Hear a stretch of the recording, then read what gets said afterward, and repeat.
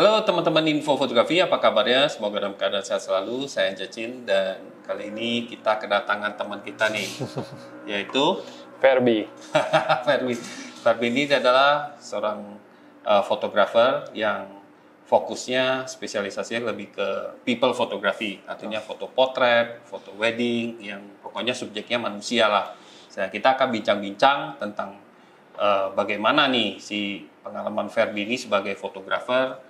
Dari awal-awalnya dulu nih Fer, bisa nggak ceritain awalnya itu sebenarnya pendidikan lu apa, latar belakang lu, dan kenapa bisa masuk ke dunia professional photographer ini? Kenapa lu jadi mencintai lah ini profesi ini, terus pemilihan subjek fotonya kenapa suka foto orang gitu? Sebenarnya kalau dari pendidikan, dari kuliah sebenarnya nggak nyambung sih. Kuliahnya dulu teknik elektro. Itu justru bikin kamera nih ya atau ini. Iya, dari teknik elektro. Terus sebenarnya dari SMA udah mulai moto pakai kamera digital pocket gitulah, iseng-iseng. Cuma memang baru serius itu sejak punya SLR. Jadi SLR pertama tuh belinya 2011. Nah, 2011 tuh baru mulai moto tuh, terjun foto. Awal-awal sih sebetulnya karena hobi sih, nyobain aja, nyoba foto ini, foto landscape, beli tripod, beli flash gitu, nambah. Lama-lama mulai di-notice sama beberapa temen yang memang sudah terjun ke wedding fotografi duluan gitu.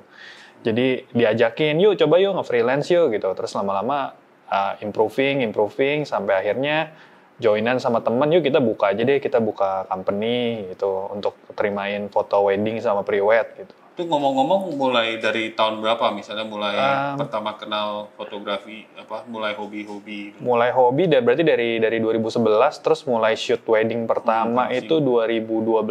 Lalu kita dalam satu tahun. Jadi intens tuh. Iya, lumayan intens. Jadi di 2013 kita udah build company, udah mulai terimain job yang profesional. Dulu gua pertama kali lihat lu foto dan kemudian lu candid fotoin gua tuh gua sangat impress ya tentang misalnya hasil fotonya, karena hasil fotonya tuh gue lihat tuh kayak gue banget dan juga kelihatannya lebih keren gitu. Itu penting juga tuh, keren tapi tetap gue, dan gue lihat lu punya style yang tertentu sih. Gue lihat lu ada suka black and white dan ada gaya foto warnanya juga. Nah, bisa ceritain nggak bagaimana prosesnya sampai dapat gaya yang lu suka tuh yang kayak gini gitu, yang kita teman-teman juga bisa lihat nanti di Instagramnya Ferbi juga tuh. Itu gimana ceritanya? Karena sebetulnya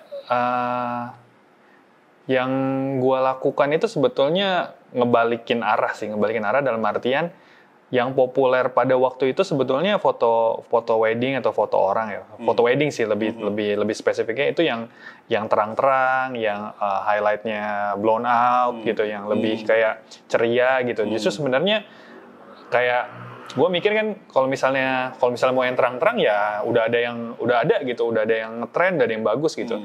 Gimana kalau kita puter sekalian aja gitu. Jadi kita gelapin aja foto wedding, kita agak under, agak dark gitu. Kita main kontras, kita main siluet gitu. Terus lama-lama melihat gini, oh kayaknya kalau udah siluet gini, udah black and white gini bagus kalau tambahin sedikit grainy gitu supaya fotonya agak penuh gitu. Lama-lama jadi kebiasaan sih, setiap kali foto mau foto apa aja gitu. Kita coba untuk kita cari yang kita gelapin ruangannya, kita cari cahaya kecil, kita taruh orangnya di situ, lalu kita foto, kan jadi lebih dramatis, kayak ada Rembrandt light-nya dari samping doang gitu. Itu yang bikin fotonya lebih kayak beda sih, maksudnya dari gue sendiri, gue ngelihatnya itu kayak, oh ya, ngelihatnya suka gitu. Terus motivasinya sebetulnya motoin orang itu menyenangkannya adalah pada saat misalnya kita foto nih, terus kita kasih unjuk orang itu, seorang itu senyum atau seneng gitu ngelihat fotonya, itu lebih fulfilling sih kayak kalau daripada foto kayak misalnya kayak sering kan diajakin foto landscape gitu kan, foto pohon gitu, bangun pagi-pagi, aduh itu kayak kurang, buat gue sendiri kurang menarik ya, maksudnya kurang menarik, dari gue sendiri kurang into foto landscape gitu. Jadi mendingan foto orang yang kita bisa langsung lihat gitu ekspresinya gitu. Setelah kita kasih lihat fotonya, ini fotonya jadinya begini gitu, orangnya senang gitu. Itu something sih. Iya, langsung bisa dapat feedbacknya dan juga bisa melihat, oh yang kita lakuin ini ternyata bermanfaat. Betul. Kalau landscape kan bagus kan di pohon gitu, kita tunjukin dia diam aja bakalan nggak akan bereaksi gitu ya. Ya jadi memang keasikan sendiri meskipun awalnya memang pas belajar foto benda mati juga ya kayak landscape atau apa, tapi awal-awal gitu. Jadi tambah seneng karena ada respon feedbacknya. Menarik. Dan untuk foto orang sendiri ya menurut saya dan Ihsan juga nggak gampang. Seperti kemarin kita lihat waktu lu motretin keluarga ada yang masih balita seperti itu. Nah itu kan nggak bisa diam banget dan itu lu ada tips nggak sih sebenarnya skill apa yang mesti yang dikuasai lah untuk foto orang itu supaya foto berbagai usia, berbagai orang yang kan ada orang yang sangat friendly, yang mudah sekali difoto, tapi ada juga yang kan ada yang sulit sekali untuk berekspresi atau misalnya jaim banget gitu kan. Kan fotonya itu lagi kalau kurang-kurang ini ada keterampilan apa yang mesti develop selainnya misalnya tag kamera gitu ya kemampuannya diri. Sebenarnya emang gini, lebih gampang itu motoin orang kalau misalnya kita sudah sebelum pernah ketemu. Jadi jangan tiba-tiba janjian terus kita foto ya, tapi sebelumnya belum pernah ketemu gitu. Kalau dia model profesional mungkin dia sudah biasa gitu ya di foto. Tapi kalau misalnya orang yang benar-benar canggung gitu, memang sebaiknya kita ada ngobrol sedikit lah, ada pendekatan di luar dari sesinya itu. Jadi sebelum gue sih biasanya kalau misalnya harus gitu, kalau belum kenal biasanya ajak ketemu dulu, ajak ngobrol kayak dia tuh gimana, sukanya apa, biasanya ngapain, kerjaannya apa. Jadi kayak lebih break the ice aja sih. Nah dari situ biasanya orang yang udah kenal kita siapa, terus udah lebih deket gitu, mereka lebih nyaman untuk misalnya mau senyum atau mau kita posing gitu.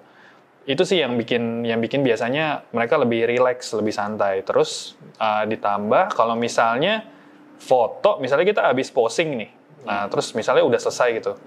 Misalnya kita bilang, ya udah selesai nih, kita udah jepret. Itu biasanya yang gue lakukan adalah gue nggak langsung taruh kameranya. Tapi misalnya gue udah bilang, udah selesai, tapi tangan gue masih gini nih. Jadi kadang-kadang justru begitu mereka sudah posing, terus mereka udah selesai nih. Itu mereka lebih genuine. Senyumnya, terus postur tubuhnya juga nggak terlalu kaku gitu. Jadi kan begitu.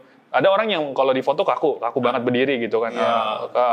Tulang punggungnya lurus, tegang, ininya naik gitu kan. Tapi begitu dibilang, ya udah selesai gitu. Mereka langsung gini terus senyum gitu. Nah pada saat itu tuh jangan langsung taruh dulu tuh kameranya tuh. Langsung jepret aja. Ntar dapat juga tuh yang beda sama yang dia pose, sama yang dia lagi relax. Iya, gitu. Relax candidnya itu jadi lebih santai, betul. Lebih bagus.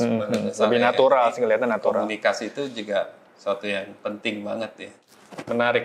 Tapi di info fotografi itu teman-teman yang di sini tuh karena mungkin gua kebanyakan ngeracunin mereka dengan review gear ya.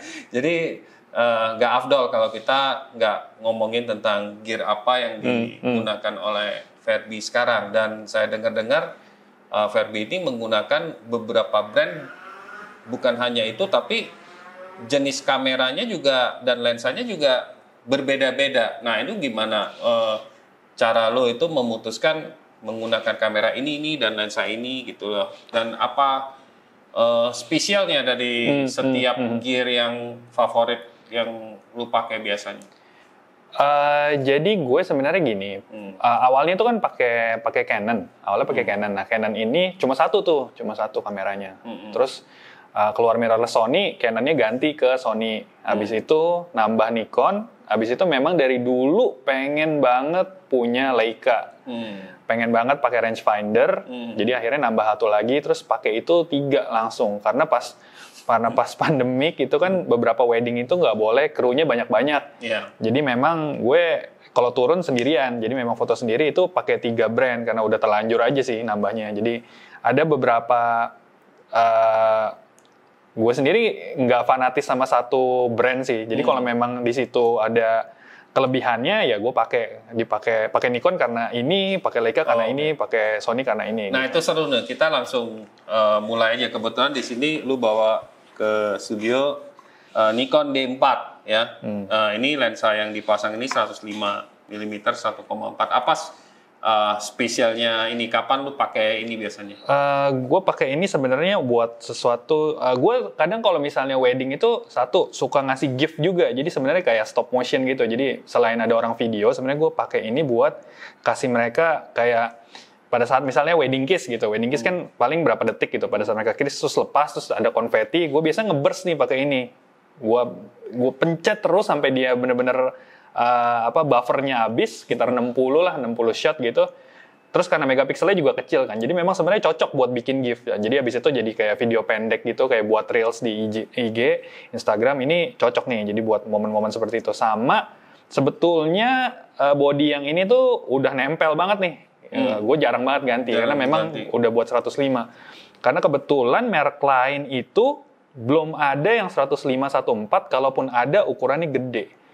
Jadi memang nyarinya tuh tele yang bisa 14 setele mungkin. Jadi 14 yang paling jangkauan milimeter paling jauh tuh memang 105. Jadi sengaja pilih ini. Soalnya 135 biasanya udah 1,8 sih. Jadi ini bisa dibilang the king of bokeh. Iya, benar. 1.4 ya. Dan hasilnya tajam dan bokehnya salah satu yang terbaik mungkin ya. Dan karena dia juga lensa modern ya. Jadi dia modern look banget, celing banget gitu, bersih gitu, terus kayak nyala gitu, pop up banget antara bokeh sama objeknya itu udah ada separasinya jauh, bagus banget.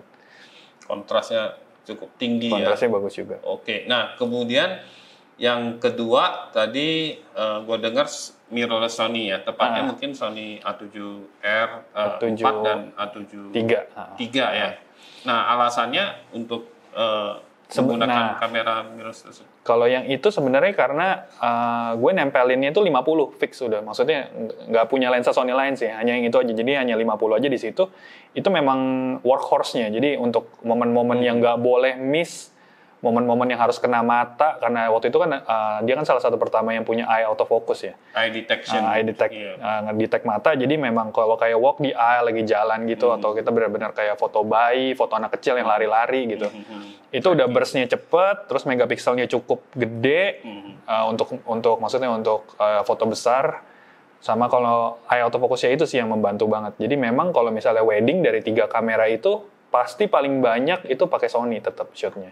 Karena dia memang yang paling enteng, terus 50 mm itu kan kayak normal gitu normal. Jadi emang paling sering pakai. Kalau udah ada Sony, ada Nikon, DSLR ini sebenarnya untuk apa lagi Leica M gitu kan?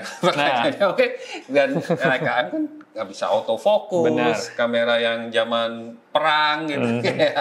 Banyak kan teman-teman banyak pakai untuk street, personal, tapi ternyata Ferby pakai juga. Tapi memang beberapa kali saya menghadiri kondangan memang ada fotografer yang menggunakan itu untuk wedding. Tapi saya pengen tahu dari Ferby sendiri, mengapa alasannya, apakah memang ada sesuatu yang magic dari situ dan di momen apa yang biasanya dikeluarkan dan biasanya pakai lensa apa favorit? Sebenarnya kalau ini nyebutnya kenapa pengen Leica, sebenarnya korban marketing sih. Awalnya korban marketing karena jadi, kan kayak kapan pertama kali dari mana, dari baca buku? Dari baca buku. Dari baca itu kan jadi sebenarnya katanya kalau orang beli pakai Leica itu dia nggak cuma pakai kamera, dia pakai legacy katanya, pakai sejarah. Dan dia tuh modelnya tuh dari tahun 50 tuh nggak berubah tuh, bentuknya begitu aja gitu kan. Terus dia sangat konsisten dan satu-satunya rangefinder digital saat ini kan. Cuma dia yang masih bikin gitu kan. Masih bikin. Jadi waktu itu kayak apa sih menariknya gitu loh, pengen punya. Awalnya sih gara-gara pengen punya, cuma kan memang mahal banget tuh ya, nggak inilah. Maksudnya kalau kita jadi fotografer tuh kan kita mesti mikirin ininya ya, benefit sama apa yang kita keluarkan nih, return of investment ya gitu kan. Sebenarnya kalau lihat sensornya Leica dibanding sensor-sensor body yang sekarang ini ya sebenarnya masih bagusan sensor yang lain ya sebenarnya. Dia nggak spesial sebenarnya, jujur ya, standar aja sebenarnya. Kalau dibandingin gitu kayak hasilnya Sony gitu, sensornya gitu ya, sensornya terus pakai sama-sama lensa lah, satu mungkin Sumilux, satu lagi yang Zeiss 5014. Terus kita gue sering tuh nyodorin ke teman, lu bisa bedain nggak nih mana yang Sony, ini mana yang Leica? Kebanyakan nggak bisa bedain juga. Oh gitu. Itu udah pakai Sumilux loh, maksudnya Sumilux sama Zeiss 14 gitu. Jadi sebetulnya kalau dilihat dari sensor gitu, dari image quality ya in par aja sih, sebenarnya sama-sama aja. Cuma memang experience-nya sih, yang cara syutingnya itu beda sama karena rangefinder kan. Kalau rangefinder itu gue ngerasanya kalau mau shoot itu harus banyak pertimbangan. Jadi kayak ini kira-kira oke nggak nih, nggak bisa langsung di burst aja gitu. Ya, nggak bisa. Ya. Jadi lebih kayak pelan-pelan gitu. Coba dilihat dulu nih bagus nggak. Coba di framing dulu karena kan ada itunya kan, ada window-nya kan. Window-nya itu kan nggak cuma area yang kejepret aja, tapi di luar-luarnya juga ada. Jadi kayak untuk orang bergerak gitu. Sama sebenarnya kalau Leica itu justru karena dia manual fokus, sengaja sebetulnya fokusnya nggak usah kena-kena banget sebenarnya. Karena kalau misalnya, kan biasa buat... Nggak usah kurang lagi, gimana ini? Jadi, karena udah bawa 3 body kan. Jadi kalau untuk foto yang harus banget fokus, udah pakai Sony atau pakai Nikon aja, udah pasti kena gitu kan. Justru kalau pakai Leica itu kayak, ya geser sedikit, maju sedikit atau mundur sedikit, nggak gitu masalah. Dan dia justru kelihatannya jadi sedikit lebih menarik, sedikit lebih menarik. Jadi kalau misalnya lagi wedding gitu kan, shoot aman udah dapat nih. Kalau shoot aman udah dapat ya udah coba pakai Leica gitu. Biasanya kalau Leica untuk sesuatu yang nggak demanding, kayak contohnya kayak persiapan paginya bride gitu. Terus dia foto di kamar lagi sendirian buat beauty shot, itu enak banget sih. Dan dia kontras terus kalau misalnya Leica gue itu kan nempelnya pakai Voigtlander 35. Pakai 35. 14 ya. Nah, 14. Dia itu ada flare-nya bagus banget, tapi memang ujung-ujungnya itu dia agak soft. Ujung-ujungnya soft. Jadi kalau misalnya fokus tuh hanya di tengah aja, pinggirnya kayak nggak fokus. Kalau pakai di 14. Tapi ya nggak apa-apa juga sih, karena seringnya kan abis itu di-convert di BW, orang nggak ngelihat ke pojok-pojok situnya. Tapi memang untuk shot penting nggak pernah pakai Leica sih, karena pasti butuhnya yang celing, yang foto yang sampai ujung-ujungnya bagus. Lebih ke art sih, lebih ke artistik saya mau bilang. Lebih kayak buat muasin diri sendiri aja sih. Oh ini udah dapet yang buat kerja nih, ini buat diri sendiri pakai yang Leica deh gitu. Ya. Tadi saya juga ngerti sih, maksudnya bisa relate lah, maksudnya. Waktu itu sedikit misfokus apa segala macam, itunya kan si subjeknya apalagi lagi bergerak kan dia jadi agak sedikit ada motion blur sedikit. Nah itu bisa menggambarkan menceritakan dia lagi keadaannya lagi bergerak misalnya. Kedua adalah memberikan kesan ke viewer itu gambarnya itu lebih ke impresionistik, kayak lukisan impression. Betul. Claude Monet itu kan dia detail banget itu. Itu brushnya kayak misalnya dia gambar kolam yang ada penuh dengan bunga, tapi kan karena stroke-nya itu lebar banget, gak sampai detail banget. Jadi impression-nya kayak sketch-nya itu. Nah dia lebih kesannya kayak fine art-nya. Betul. Sedangkan kalau yang kamera modern mirrors yang G2 banget, itu kan kayak bener-bener depicting the reality. Betul. Kayak udah terlalu real ya, documentary style banget. Kalau yang ini lebih ke artis. Jadi untuk memuaskan ibaratnya technical aspek, dan kalau yang Leica lebih ke ya kadang-kadang untuk artistik kalau punya.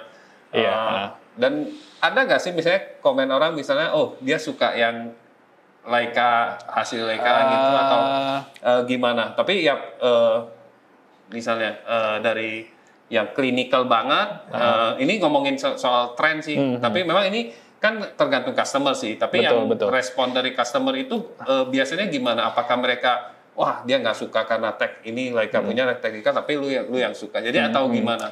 Jadi sebenarnya kalau kita ngomongin Leica dia unik sih. Jadi gini, kalau misalnya lagi wedding terus filenya udah keluar nih, karena biasanya kalau foto beauty shot bride atau groom pagi-pagi itu kan biasa pakai Leica. Jadi biasanya groom sama bride-nya biasa, bagus ya, seneng ya gitu. Bagus banget nih hasilnya, ini pakai kamera apa nih gini. Tapi tunjukin itu ke mamahnya atau ke itu biasanya kayak apa sih ini, foto apa sih ini, udah titik-titik, grainy, terus kayak cuma hitam sebelah, putih sebelah gitu. Mereka biasanya kayak, apa sih ini foto? Nah biasanya, makanya kalau abis shoot wedding, gue biasanya kasih foto-foto keluarga itu duluan yang pakai Nikon atau pakai Sony, yang clean itu kasih dulu nih. Supaya si bride bisa oper ke mamanya. Oper ke mama untuk oh ma apa nih fotonya hasilnya udah jadi gitu. Biasa udah happy tuh gitu kan, karena dia kasih ke teman-temannya ngobrol sama dia jadi conversation starter gitu. Tapi kalau yang dari Leica sendiri memang biasanya yang suka bride sama groomnya gitu. Tapi ini menarik sih. Berarti yang istilahnya anak-anak ya, kita ngomongin anak-anak karena udah merasa tua. Anak-anak zaman sekarang yang misalnya wedding atau punya anak kecil masih kecil itu ternyata bisa appreciate hal-hal yang sifatnya artistik yang siluet, ya kan? Kalau yang generasi yang lebih ya 1-2 generasi di atas kita atau itu lebih konservatif mungkin, pengen semuanya clean, ya kan kayak gitu ya. Jadi seleranya memang berbeda. Tapi saya senang sih, maksudnya generasi sekarang suka sesuatu yang artsy, bisa appreciate, bukan kita doang yang appreciate gitu. Nah, ditambah lagi karena sebetulnya legasinya Leica itu kan sudah lama banget tuh ya, dari zaman Perang Dunia tuh. Jadi sebetulnya branding dia tuh udah sangat bagus. Jadi sebetulnya mama papahnya juga kalau misalnya lihat gue datang gitu, terus lihat gitu kan, itu dulu saya pernah punya tuh, sering banget keluarga gitu. Saya dulu pernah punya atau papa saya dulu pernah pakai tuh, itu Leica ya gitu. Iya, jadi ada sense of relate ya. Jadi belum apa-apa, kita belum kenal, kita bawa Leica, orang juga responnya juga udah menarik gitu ya. Ya kalau kita bawa kamera besar kadang-kadang kayak misalnya DSLR atau itu kadang-kadang ya as usual, ini fotografer as usual nih ya, tapi kalau pakai Leica jadi ada ini ya, conversation starter. Gue nyebutnya ini sih Leica effect gitu. Kalau ngobrol sama teman Leica effect. Jadi kalau bawa Leica ke tempat terus di recognize orang gitu, biasanya orang langsung wow gitu kan. Karena sebetulnya Leica kan hitungannya kayak luxurious ya, barang luxury gitu kan. Jadi karena brandingnya dia juga udah bagus banget, orang kenal. Jadi semua kalau lihat bawa Leica gitu kayak wow, that's an expensive camera gitu. Dulu pernah shoot di Singapura, mereka komentarnya gitu. That's a very expensive camera, right? Gitu kan. Jadi sering banget kayak sebetulnya kayak leverage gitu, menambah nilai. Padahal sebetulnya kalau dilihat dari technicality gitu, kalau kita compare kanan kiri, ya pakai kamera yang harganya sepertiga ya mirip aja lah, nggak gini lah. Malah mempermudah gitu, lebih convenience. Ya, jadi memang seru banget ya perbincangannya, dan juga Ferby sudah menjelaskan dengan sangat jelas banget ya tentang kelebihan masing-masing gear yang dipakai ya, terutama terakhir ini yang paling klasik yang Leica yang logonya gak berubah-ubah ya, dari zaman dulu sampai sekarang. Nah, thank you banget Ferby. Sama-sama. Sharingnya mudah-mudahan bermanfaat bagi teman-teman yang, terutama teman-teman yang ingin masuk ke profesional fotografi di bidang people photography seperti portrait, wedding dan sebagainya. Oke, sampai jumpa lagi. Bye-bye.